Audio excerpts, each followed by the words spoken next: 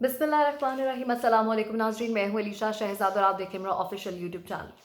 नाज़रीन, latest update लेकर हाजिर हुई हूँ प्रियंका कुमारा के हवाले से। श्रीलंकन एक्सपोर्ट मैनेजर पाकिस्तान में जो तैनात था, जो काम कर रहा था, उसकी मौत की वजह क्या बनी और किस वजह से, क्या ये चीज़ें प्रॉपर प्लान करके की गई हैं या ब्लास्फेमी को मिसयूज़ किया गया है, क्या है क्या नहीं, ये तमाम तफसीलात मैं आपको अपनी इस वीडियो में देने वाली। तो सबसे पहले मेरे यूट्यूब चैनल को सब्सक्राइब करें, लाइक करें, शेयर करें, बेल का आइकन प्रेस कर दें ताकि आप मेरे साथ जुड़े रहें। नाजरीन, सबसे इंपॉर्टेंट बात, अभी तक जो पोस्टमार्टम की रिपोर्ट सामने आई है वो आपसे शेयर करने से पहले मैं कहना चाहूँगी कि इस इंसान के खिलाफ अवाम या इस फैक्ट्री के 900 मुलाजमीन इसके खिलाफ क्यों थे, इसके रीजंस क्या थे, वो आपसे शेयर करने जा रही हूँ। ये अपने काम को लेके बहुत ही क्लियर था, अपने वीएन को लेके बहुत क्लियर था, अपने काम को लेके बहुत सख्त एटीट्यूड या आप कह लें कि एक डिसिप्लिन कर पसंद करने वाला इंसान था।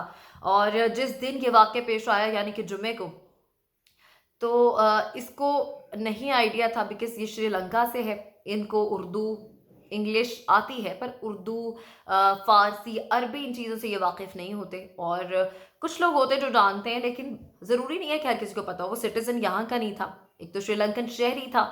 और उसके साथ ही साथ उसकी बीवी ने इस हवाले से क्या बयान दिया, इस हवाले से भी शेयर करूंगी। इस पे गवर्नमेंट ऑफिशियल्स क्या कह रहे हैं, श्रीलंकन वजारत खारजा की जानिब से क्या बयान सामने आया है, वो भी आपसे शेयर करेंगे। और इसकी लेटेस्ट अपडेट शेयर करने से पहले मैं आपको बताना चाहती हूँ कि वहां के 900 मुलाजमीन इसके खिलाफ इसलिए थे क्योंकि ये अपने काम को लेके बहुत ही क्लियर था, डिसिप्लिन पसंद करता था, सफाई पसंद करता था, और वहां पे कुछ लोग मुफ्त में बैठ के भी खा रहे थे, तो इसने बहुत से लोगों को वहां से निकाला भी था। और एक काफ़ी क्राउड जो है ना, यहाँ वहाँ के बहुत ज़्यादा मुलाजमीन इसके खिलाफ हो चुके हुए थे, जो चाहते नहीं थे कि ये यहाँ रहे और वो चाहते थे कि अब ये यहाँ से चला जाए। तो इस चीज़ को मिसयूज़ भी किया गया है और इससे इन शॉर्ट कह सकते हैं कि बदला भी लिया गया है। सिचुएशन कुछ यूँ हुई थी कि उस दिन डेलीगेशन आना था पाकिस्तान में, डेलीगेशन आना था, डेलीगेशन ने आके इनसे इनकी फैक्ट्री विजिट करनी थी। और ये विजिट करने के साथ साथ इसने अपने मुलाजमीन को कहा, 900 मुलाजमीन को इंस्ट्रक्शन जारी की गई थी कि यहाँ की फैक्ट्री की सफाई शुरू कर दो क्योंकि डेलीगेशन ने आना है, उन्होंने आकर देखना है। और वो खुद वहाँ पे काम करता है तो उसने मालिकान को जवाब देना था। असल अथॉरिटी तो वो मालिकान है जिनके लिए वो काम कर रहा है। खैर, इसके खिलाफ तमाम तर मुलाजमीन थे और उन्होंने सफाई नहीं की क्योंकि इसने कहा कि वॉल्स पर, आपको पता है ये फैक्ट्रीज में या बाकी जगहों पर वॉल्स पर जो है वो पोस्टर्स लगाए जाते हैं, पोस्टर्स लगे होते हैं। मशीनरी पे भी कुछ पोस्टर्स लगे हुए थे जिस पर रसूल पाक सल्लल्लाहु अलैहि वसल्लम की आल के नाम अवेजा थे, वो चस्पा थे और उनको उतारने का कहा गया, इसकी जान से इंस्ट्रक्शन दी गई, लेकिन इन लोगों ने इनकार कर दिया और कहा कि हम नहीं उतारेंगे। और इन लोगों में थोड़ा गम गुस्सा उसके लिए देखा गया। और जब सिचुएशन थोड़ी ख़राब हो गई तो मालिकान आए, मालिकान ने आके मामला सेटल कराया और उनको बताया कि मुकद्दस नाम है, जिन जो पेपर्स आपने वहाँ से उतारे हैं या जो स्टिकर्स आपने वहाँ से उतार के डस्टबिन में थ्रो कर दिए हैं, वो मुकद्दस नाम है। और जो है क्या कहते हैं, यहाँ लोगों में इस वजह से आप पे गम गुस्सा देखा जा रहा है, इसलिए लोग बरहम दिखाई दे रहे हैं।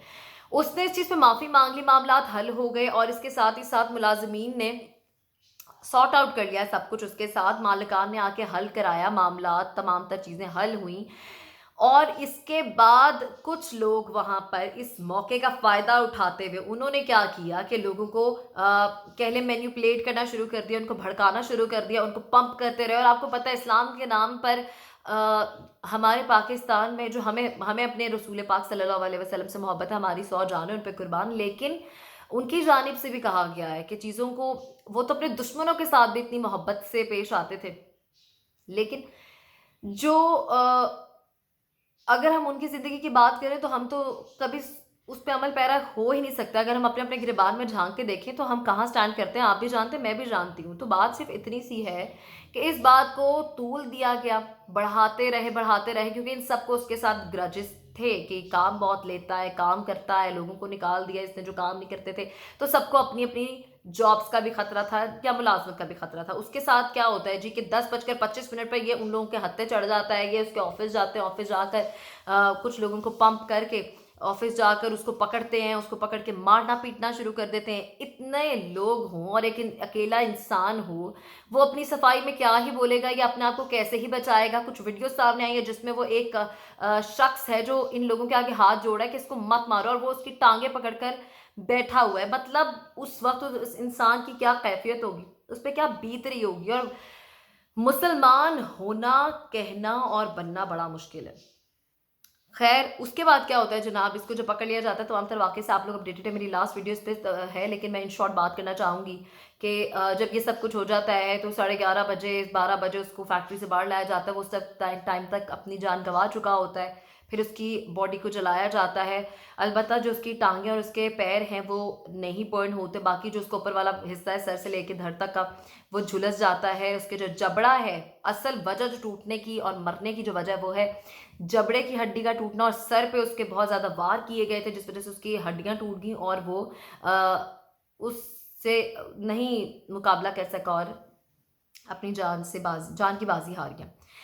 खैर, अब जो लेटेस्ट अपडेट है वो कुछ यूं है कि वजीर आजम पाकिस्तान की जानिब से इस पे देखा जा रहा है, वजीर आला पंजाब इस पे गौर कर रहे हैं, आईजी जो है वो गौर कर रहे हैं, तमाम तफसीलात लेटेस्ट बर वक्त उस पर तहकीकात करके छापे मारे जा रहे हैं। 50 से ज्यादा जगह पर छापे मारे गए हैं और 110 अफराद के खिलाफ मुकदमात दर्ज किए गए हैं, जिसमें से कुछ को गिरफ्तार भी कर लिया गया है। जिनको गिरफ्तार किया गया है, अब 6 एक और कल्प्रिट्स हैं जिनको सीसीटीवी फुटेज और मोबाइल डाटे की बिना पर जो है गिरफ्तार किया गया है। उनके खिलाफ भी कार्रवाई की जाएगी। सेक्शंस लगाए गए हैं दहशतगर्दी के, कत्ल के, तशद्दुद के, टॉर्चर के, और इसको बहुत टॉर्चर दिया गया है। तमाम तरह सेक्शंस लगे हैं और जो लोग गिरफ्तार हुए हैं उनके भी नाम मैं आपसे शेयर करती चलूँ। 124 लोगों को गिरफ्तार किया गया, जिसमें से 19 ने बहुत ज़्यादा रोल प्ले किया उसके खिलाफ। इस तमाम तर केस में पंजाब चीफ मिनिस्टर की जानिब से भी इस पे गौर किया जा रहा है। और जो लोग गिरफ्तार हुए जिनमें से जो कुछ नाम सामने आए हैं वो ये हैं: फरहाद इदरीस, सबूर बट, तलहा, अब्दुल रहमान, इमरान, तैमूर, शुएब, राहील उस्मान, अलग अलग नाम है, शाहजेब, नासिर, एहतशाम और जुन्नेद। अब इसमें से 2 लोग हैं जिनके आपने इंटरव्यू देखे होंगे इस तमाम तर कार्रवाई के बाद। उनके 2 के इंटरव्यूज आपने देखे हैं। जो ये कहते हैं कि जी हमने बहुत अच्छा काम किया, उसको जहन्नुम वासिल किया है, उनके नाम जी बताए जाते हैं। मैं आपसे उनसे भी उनके नाम भी आपसे शेयर करती हूँ। और सबसे इंपॉर्टेंट बात यह है कि 900 लोग जो हैं ये दहशतगर्दी के मुकदमात भी इन पर जारी कर दिए गए हैं। 110 को गिरफ्तार किया गया है और 13 मरकजी मुल्ज़मान को भी सामने लाया गया है। मौत की वजूहात भी सामने आ गई हैं। सीटीडी की जानिब से, स्पेशल ब्रांच की जानिब से छापे मारे जा रहे हैं और स्टिल इस चीज़ पर जो है काम किया जा रहा है, क्योंकि इस वजह से हमारे जो इंटरनेशनली हालात हैं वो भी ख़राब हो रहे हैं। इसके साथ ही साथ जिसके जो किरदार है वो मैं आपसे शेयर करती चलूँ कि मुलजिम तलहा और जो फरहान है जिन्होंने बाद में इंटरव्यू दिया था उसकी डेथ के बाद कि हमने बहुत अच्छा काम किया, हमने उसको जहन्नुम वासिल कर दिया है, उनको भी जो है अब गिरफ्तार किया जा चुका है। अपना जुर्म भी एतराफ़ कर चुके हैं। वो गिरफ्तार किए जाने वालों में से लाश को घसीटने वाला एहतशाम, जलती लाश के साथ सेल्फी लेने वाला जुनेद, मीडिया के सामने एतराफ़ जुर्म करने वाला तलहा उर्फ बासित और फरहान इदरीस वर्कर्स को इश्तियाल दिलाने वाला सबूर बट, तशद्दुद में मुलविस उस्मान रशीद, शाहजेब अहमद, इमरान, अब्दुल रहमान, शुएब, इरफान गूंगा और राहील उर्फ छोटा बट पुरतशद्दुद हजूम में शामिल नासिर, फैक्ट्री की छत पर ईंट उठाकर मारने वाली तैमूर अहमद भी गिरफ्तार कर लिए गए हैं। और इसके साथ ही साथ जितने भी लोग और भी हैं जिनकी अभी तक गिरफ्तारी नहीं हुई, उनको भी गिरफ्तार किया जाएगा और उनके खिलाफ भी काम किया जाएगा। अब इसके हवाले से बात कर लेते हैं कि लेटेस्ट अपडेट क्या है।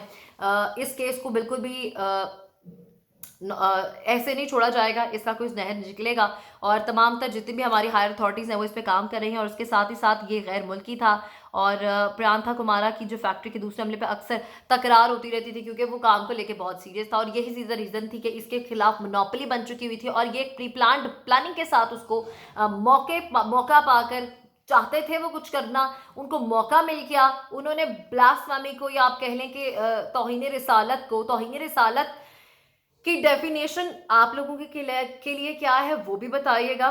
क्या ये सब कुछ आपको ठीक लगता है? अब इसके बाद इन लोगों के साथ क्या होगा? पूरी जिंदगी अपनी तबाह करके अंदर बैठ गए हैं और अब पूरी जिंदगी जेल में काटेंगे। इनकी इनके बचने का भी कोई चांस नहीं है इस केस से। और इसके साथ साथ मैं आपको ये शेयर करती चलूँ कि श्रीलंकन वज़ारत ख़ारजा के तर्जुमान ने कहा है कि उन्होंने जो बयान दिया उसमें कहा गया कि वाक़े से मुतालिक पाकिस्तानी हुकाम के साथ तफ़सीलात का जायज़ा ले रहे हैं। तवक्को है पाकिस्तानी हुकाम तहकीकात और इंसाफ यकीनी बनाने के लिए ज़रूरी इक़दाम करेंगे। तर्जुमान वज़ीर ख़ारजा की जानिब से ये भी कहा गया है कि पाकिस्तानी हुकाम तहकीकात और इंसाफ यकीनी बना रहे हैं, हम मतलूबा कार्रवाई उनसे लेंगे। और इसके साथ साथ उन्होंने ये कहा कि वज़ीर आज़म पाकिस्तान की कार्रवाई की यकीन दहानी का खैर मकदम करते हैं। और इस तमाम डिटेल्स के साथ उन्होंने ये भी कहा है कि हम इंतज़ार कर रहे हैं कि कब इनको जो है सज़ा मिल जाए। तमाम कल्प्रिट्स तो पकड़े गए हैं जो मेन इस तमाम तर वाक़े में सामने आए हैं। अब जो बाकी रह गए उनके लिए भी छापे मारे जा रहे हैं, जहाँ भी छुपे उनको पकड़ लिया जाएगा। At the end of the moment चूँकि खुद से ही एक चीज़ को एक ग्रज को, यानी कि मॉरल ऑफ द स्टोरी के लोग दिलों में ग्रजेस लेके मौका पाने की कोशिश कर रहे हैं। हम लोगों में ज़रा भी कह लें कि अपनी अदब बर्दाश्त बिल्कुल ख़त्म हो चुकी है। और इस चीज़ का मिसयूज़ करना और ये कहना कि इसने तौहीन रिसालत की है और उस बात पे उसको ख़त्म कर देना, मुझे फ़िलवक़्त ऑन अ सीरियस नोट कुछ नहीं समझ आता कि क्या ये इसका बनता था। उसने जो भी किया उसने अनइंटेंशनली किया, उसने माफ़ी मांग ली। माफ़ी के बाद जब मामलात ठीक हो गए तो फिर ये सब कुछ करना ज़रूरी था। इस हवाले से आप क्या कहते हैं तो मुझे कमेंट सेक्शन में ज़रूर बताइएगा। अपनी दुआ में मुझे भी याद रखिएगा। मेरे चैनल को सब्सक्राइब करना ना भूलिएगा। अल्लाह निगहबान।